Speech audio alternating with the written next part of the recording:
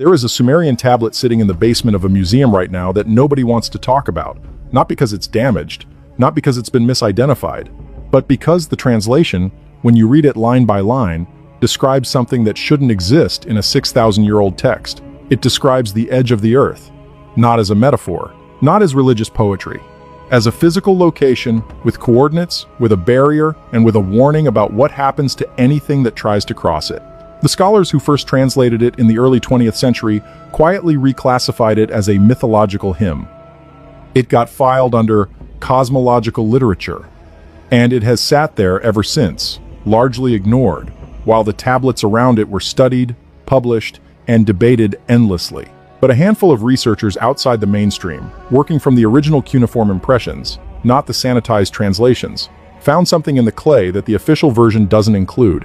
They found a description of a dome, a physical structure above the sky, one that the Sumerians didn't just believe in the way you believe in a creation myth, one they had mapped, one they had measured, and one, according to at least 3 other tablets that cross-reference this one directly, that their gods had built. What follows is what those tablets actually say, not what the textbooks say they say. To understand why this matters, you have to understand who the Sumerians actually were. Anyone who went through standard education has a vague memory of Mesopotamia. Cradle of civilization, Fertile Crescent, Euphrates River, that's usually where it stops. But the Sumerians were doing things in 3500 BCE that modern historians still cannot fully explain. They had a working legal code before Egypt had a unified kingdom.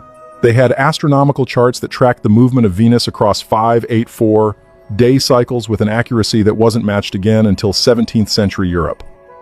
They had a base 6-0 mathematical system, the one we still use today when we count 60 seconds in a minute and 60 minutes in an hour. They didn't develop these things slowly over generations. They appeared, essentially, already formed.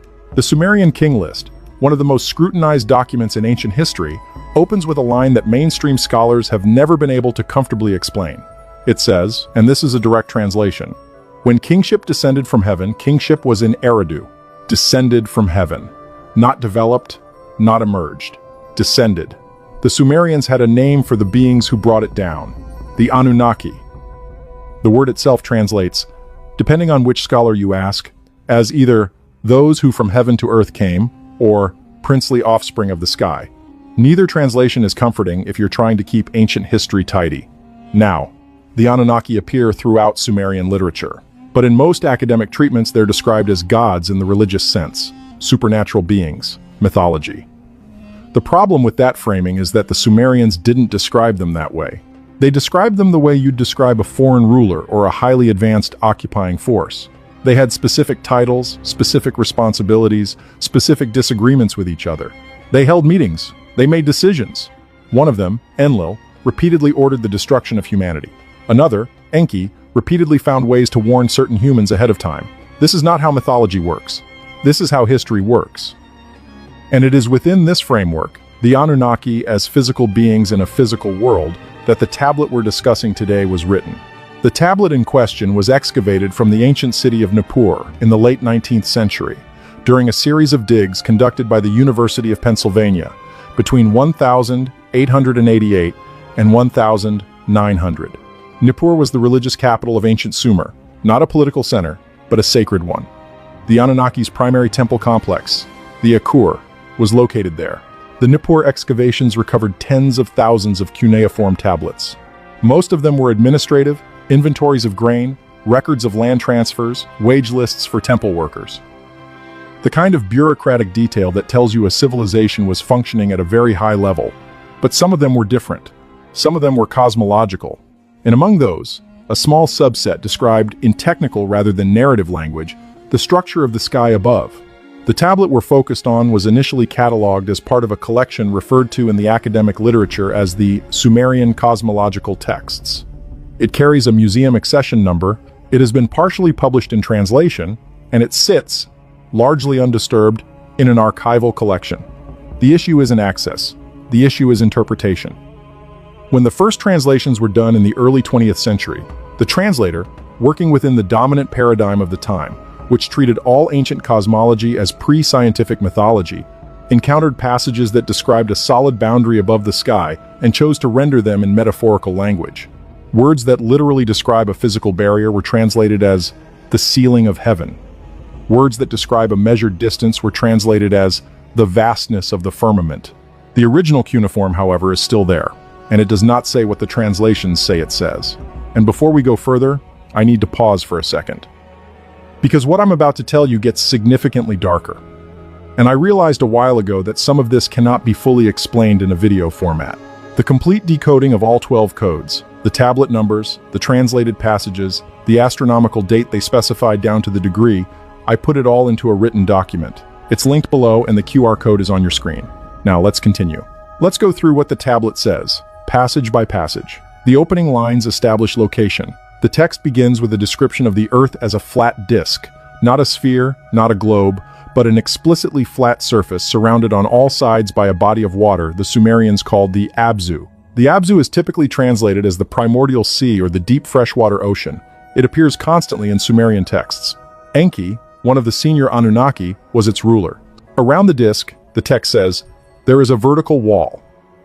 The Sumerian word used here, and this is where the translation debates become significant, is Anki, which means heaven-earth, but is being used in a directional context. The wall runs from the edge of the flat disk upward to meet what the tablet calls Gar. This word is almost never translated directly in academic publications. The closest literal rendering is great sky fastening, or the thing that anchors the sky, a dome, or at minimum, a ceiling with a fixed attachment point at the perimeter. The tablet then gives dimensional information. This is the passage that caused the most difficulty for early translators, and has been most consistently either omitted or rendered as poetic hyperbole. It describes the distance from the center of the flat disk to its edge in Sumerian units of measurement called baru. One baru is approximately 10.8 kilometers by modern calculation. The number given in the tablet when converted produces a disk radius of roughly 6,480 kilometers. That number is interesting for a reason that is either a remarkable coincidence or something far more deliberate. The mean radius of the Earth as measured today is approximately 6,371 kilometers. The Sumerians, in a text that mainstream scholars classify as mythology, gave a measurement that is within 2% of the actual radius of the Earth. Now, there are two ways to interpret that. The first is coincidence. The second is that whoever wrote this tablet had access to accurate geodetic measurements of the Earth's surface and was describing a flat projection of those measurements, a map, essentially, rendered in cosmological language. The second interpretation raises an immediate question: how? Moving further into the tablet, the description shifts from the horizontal structure of the disk to the vertical structure above it. The sky, in this text, is not empty space. It is divided into 3 layers, each with a name and a material composition. The lowest layer, the one closest to the surface of the disk, is called the Kishanu heaven. The text describes it as made of jasper, a semi-precious stone that is opaque and has a specific density. This is not poetic language describing a blue sky, it's a material specification. The middle layer is called the eagle-meshed heaven. Its composition is described as sagalmud stone, a word that has been tentatively identified by Assyriologists as a type of blue stone with luminescent properties. Some researchers have suggested this refers to a substance that produces or reflects light in a way consistent with what we'd describe as electroluminescence. The highest layer, the outermost one, the one at the very top, is called the Anu heaven, and the text is explicit about what this layer does. It does not float, it does not extend infinitely. It rests on the rim of the disk. The Gar, the sky fastening, connects the bottom edge of this outermost layer to the vertical wall that runs up from the Earth's perimeter. This is a closed system. The Earth is a disk. The disk has an edge. At the edge, a wall rises. That wall connects to a dome overhead. The dome rests on the wall. And the highest layer of the sky is the interior surface of that dome. What makes this description remarkable isn't the mythology, it's the engineering specificity. Whoever wrote this wasn't describing a vague spiritual cosmology. They were describing a structure with joints and connection points and material properties. And they weren't the only ones who described it this way. Here is where the single tablet argument gets significantly stronger, because this description is not isolated. The Atrahasis epic, one of the oldest flood narratives in recorded history, predating the biblical Noah story by at least 1,000 years, contains a passage that directly echoes the cosmological structure described in our tablet. In the Atrahasis, when the senior Anunnaki divide the domains of the Earth after a great conflict, One of them specifically receives dominion over the sky structure. The word used for what he receives is not the sky in general. It is a specific bounded region with a ceiling. The Enuma Elish, Babylon's creation epic, which is itself derived from older Sumerian sources, is even more explicit. In the Enuma Elish, the god Marduk creates the sky by splitting the body of Tiamat, the primordial chaos being, in half. He uses one half to make the earth below, and the other half to make the sky above. And then the text says something that almost never gets quoted in popular retellings. Marduk sets a latch on the sky. He locks it. He assigns a watchman to make sure the waters above do not escape. A latch on the sky. That image, waters above the sky, held in place by a physical structure, is not unique to Mesopotamian texts. The Hebrew word for the sky in Genesis is rakia, which translates literally as beaten metal sheet or hammered expanse, not cloud. Not empty space. A solid manufactured surface, and above that surface Genesis explicitly places water, and God divided the waters which were under the firmament from the waters which were above the firmament. The same structure, a solid dome, water on both sides, waters below, which is the ocean on the flat disk, waters above, which are held in place by the dome structure. The Book of Job describes the sky as a molten mirror, a cast metal surface. Ezekiel, in one of the most visually detailed passages in the entire biblical text, describes the vault of heaven above the living creatures as an awesome expanse, sparkling like crystal, spread out above their heads. These are not independent inventions of the same metaphor. They are descriptions of the same physical structure, filtered through different cultural vocabularies. And every single one of them traces back, chronologically, to Sumer. The Sumerians had this cosmology first. The Akkadians inherited it. The Babylonians refined it. The Hebrews absorbed it during their Babylonian captivity, and it entered the biblical text in that form. The Greeks received a version through Phoenician and Egyptian intermediaries. The Norse Eddas describe a dome of sky supported at its edges, resting on the branches of Yggdrasil. Before we move on to the next code, stop for a second. What you just heard about Code 9 is the part that changes everything. But it only makes sense when you see it written out next to the original Sumerian notation. The population number, the trigger conditions. It's all in the document linked below. Take 5 seconds right now, grab it, and then come back.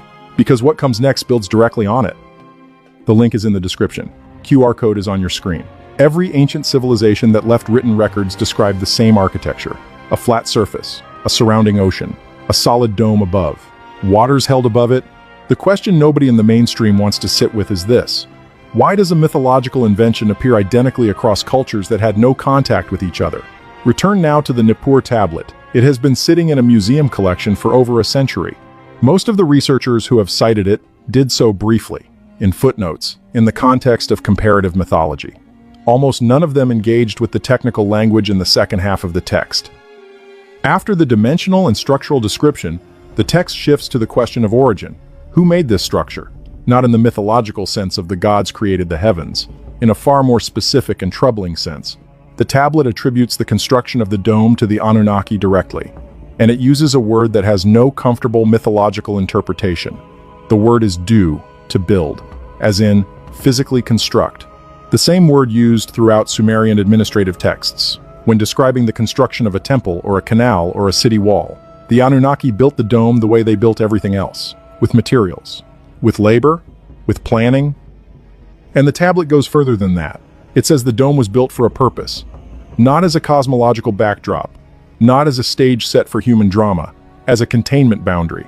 The Sumerian word used is kimma'at, which carries connotations of holding in, of preventing passage, of keeping something either inside or outside. The dome, according to this text, was not ornamental, it was functional. It was a boundary that nothing was supposed to cross. The text does not specify what it was containing, but it does specify what happens at the edge where the dome meets the vertical wall. It describes that junction point, the An-Za, Gar, as a location of intense energy. There is a Sumerian compound word used here that researchers have struggled to translate. It combines elements meaning fire, boundary, and not passable. Some have rendered it as the burning limit. Others simply leave it untranslated. What is not in dispute is that the tablet is describing the edge of the dome as a place that cannot be crossed, and not because of distance or difficulty, because of something that actively prevents passage. This is where the tablet becomes genuinely difficult to dismiss as mythology. Because what it describes next is not a supernatural event. It describes a mechanism. At the AN, Zagar, at the junction where the dome meets the wall at the Earth's perimeter, the text places a specific class of Anunnaki. Not regular Anunnaki. A subset, the tablet calls them the Igigi. This word appears throughout Sumerian and Babylonian literature, and is usually translated as the Great Gods or the Watchers. But the Igigi are consistently distinguished from the Anunnaki proper in ways that matter. The Anunnaki are the ones who came to Earth. The Igigi are the ones who stayed in the sky. In the Atrahasis epic, there is actually a labor dispute between the two groups. The Igigi revolt against having to maintain the sky structure and demand that the Anunnaki create humans to take over that work. This is presented in the text not as allegory, but as an actual historical event that preceded the creation of humanity. The rebellion is dated, in relative terms, to before the Great Flood, before the creation of the first human workers. In the Nippur tablet, the Igigi are stationed permanently at the AN, Gar.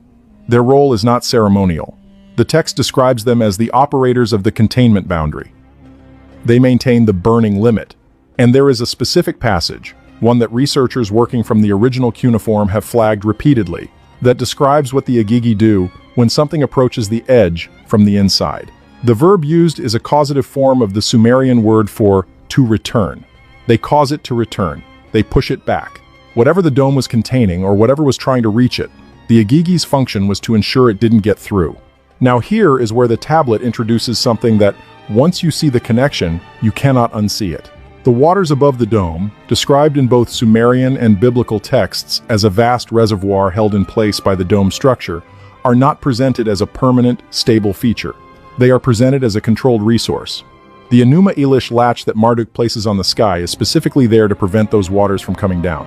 The biblical flood in Genesis is triggered when the windows of heaven were opened, a phrase that implies controlled apertures in the dome structure, not a general weather event. In the Nippur tablet, this control mechanism is described in the clearest terms of any source I've found. The dome has what the text calls ki-ur-ra, openings or gates. There are 7 of them. Each one is controlled by one of the Igigi, and each one can be opened to allow the waters above to pass through and flood the surface below. This was not random. This was deliberate. The flood wasn't a mythological punishment carried out by invisible gods in an unmappable sky. It was an engineered event, executed through physical mechanisms, by beings who operated the dome structure the way an engineer operates infrastructure. And the tablet is specific about the sequence. The gates do not all open simultaneously. They open in a specific order, over a specific period, producing a controlled inundation rather than an instantaneous catastrophe. That detail alone should stop you cold. This is what the ancient astronaut framework has always argued, but here it is, not in theory, in clay, in the text, in a museum basement that anyone with accreditation can access. There is one more layer to this, and it may be the most difficult to explain away. The Nippur tablet, in its closing passages, includes a series of astronomical observations that are tied to the structure of the dome.